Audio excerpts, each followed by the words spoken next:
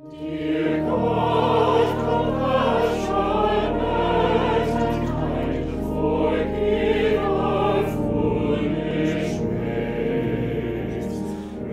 Reclothe us. A reading from the Gospel of Mark. They went to Capernaum, and when the Sabbath came, he entered the synagogue and taught. They were astounded at his teaching, for he taught them as one having authority, and not as the scribes.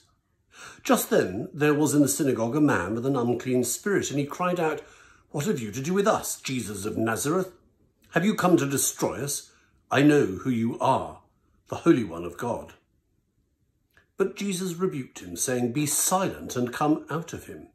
And the unclean spirit, convulsing him and crying with a loud voice, came out of him. They were all amazed, and they kept on asking one another, "What is this? A new teaching with authority. He commands even the unclean spirits, and they obey him." At once his fame began to spread throughout the surrounding region of Galilee. Christmas must feel a very long time ago now. It's only actually been, 3 weeks? But a lot has happened. A lot has happened in our lives, and a lot has happened in Jesus' life.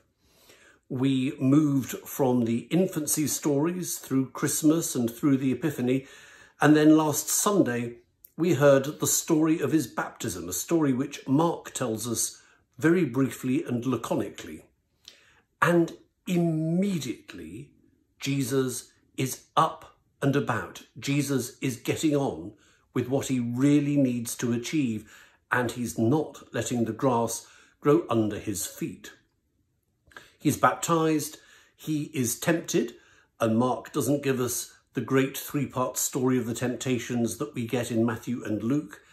And immediately Jesus calls some first followers, and he shows the authority that he has in every bit of what he's doing. He calls Simon and his brother Andrew, and they follow. Just like that, he has an authority about him.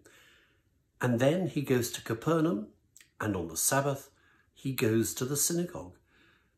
And they're all absolutely astounded at his teaching because he has authority.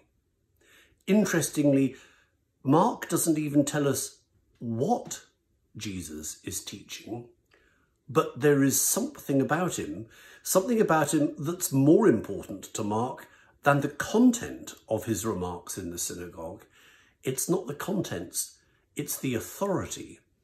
It's not a triumph of style over substance, but there is something about Jesus that just is fresh, new, and grabs all those around him, enough to make people give up well-established livelihoods and follow him, enough to make everyone sit up in the synagogue, scratch their heads and say, "Wow, where did he come from?" And they recognize that in him there is something truly holy and significant. Although, did you notice that it's the demon that notices that? He is the one capable of saying, "I know who you are the Holy One of God. Have you come to destroy us?"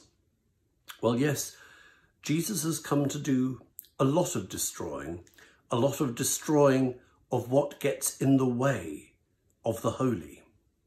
That's an astonishing vocation to live out, and Jesus lives it out with a rapid whirlwind sense of authority that really changes things for people. Never mind Christmas being something which feels a long way back in the past, so is January the 1st. I wonder how your New Year's resolutions are holding up, if you made any this year, and if you've managed to keep them for these first days of January. Jesus resolved that he was going to make the holy, the things set aside for God, matter in the everyday life of people. And he did that with real authority that went beyond simple words. We all know the words attributed falsely to St. Francis about preaching the gospel at all times, using words if you really have to.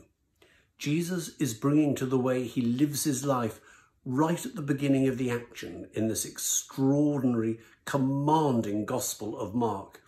Jesus is showing something about living out the gospel in the fullness of his being, and in doing so, he catches everyone's attention.